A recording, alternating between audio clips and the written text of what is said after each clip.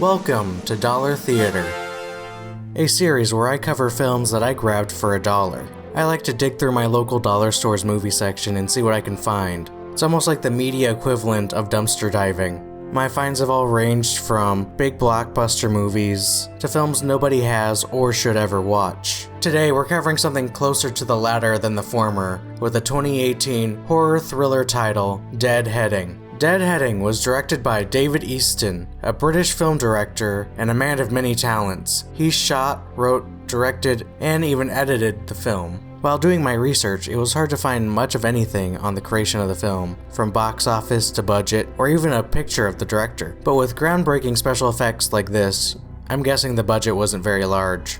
The only thing I could find in my research was this one blurry video that they posted on their Facebook, and you can almost make out the director's face.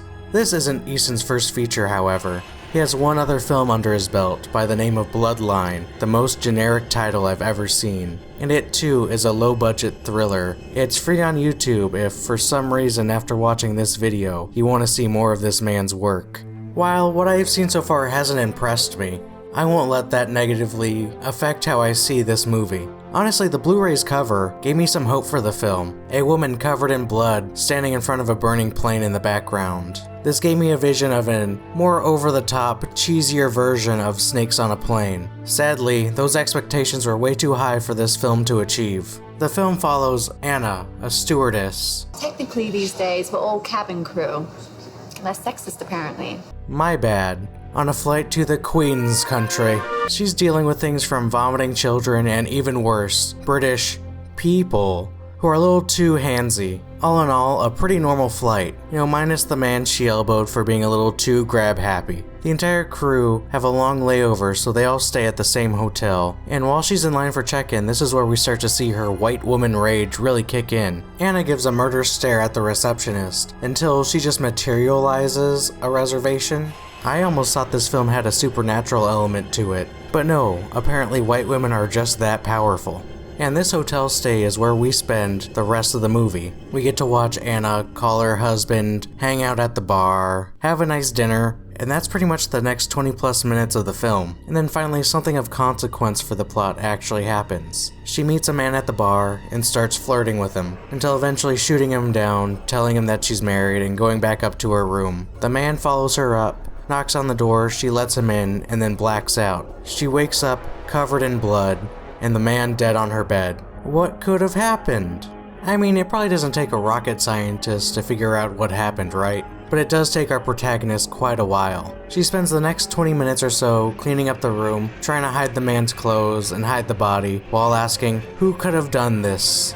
And after a couple of close calls of almost getting discovered, she miraculously has a flashback to that fateful night, where she let him in, he got a little too pushy, and came in like Andrew, all gas, no consent Callahan. My name was printed in 40 different news outlets next to the words sexual misconduct. Then got weirdly into it and then started stabbing him to death. And now with that mystery answered, we got one more thing to handle. What is she gonna do with the body? So she pretty much materializes a bone saw.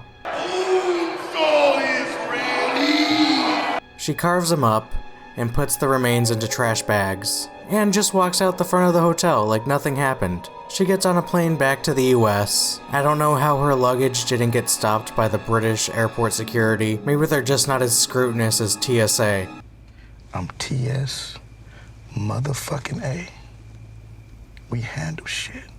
And sadly, we won't be able to see if her impeccable packing skills would have been able to fool our lovely TSA agents. Because while she was on her flight back to the States, a maid at the hotel discovered the bloody clothes in her room. So we cut back to Anna taking a little nap on the plane, while the FBI surround it, and a single FBI agent enters the plane to apprehend this possibly dangerous criminal. Once she gets apprehended by the law, her white woman rage bubbles up one last time. She somehow John Wicks the gun out of the agent's holster and shoots him dead. Now Anna's just sitting in the seat with a gun in her hand, with a dead FBI agent next to her, essentially going, damn, it happened again. And this is how this cinematic masterpiece concludes. This was downright one of the worst films I have ever watched. The film's greatest sin is that it's just plain boring. I thought with its cheesy cover and emphasis on the plane and whole flight attendant look. It would be at least a little bit more plane-based. But we spend most of this film in Anna's hotel room, and even after the whole big murder, the movie just kind of putters about for most of its runtime. The special effects are laughably bad, but honestly if you leaned more into it and used more of it, it might have made the movie more enjoyable to watch. The acting was all pretty bad too, and not in a fun way. It kind of felt like neither the actors nor the director knew what they wanted the movie to be, whether they wanted to do a low-budget horror thriller or a D-tier horror comedy, so they went for a little bit of both and it just ends up bad. The look of the film too is also flat and uninspired. Nothing about it stands out or looks particularly nice. There's really no reason to watch this movie. My final score is gonna be 1 Malaysia Airline flight out of 10. This movie's just a travesty with no real value to anyone, except for maybe a gift for someone you absolutely hate. Thank you so much for watching, and hopefully I'll catch you in the next one.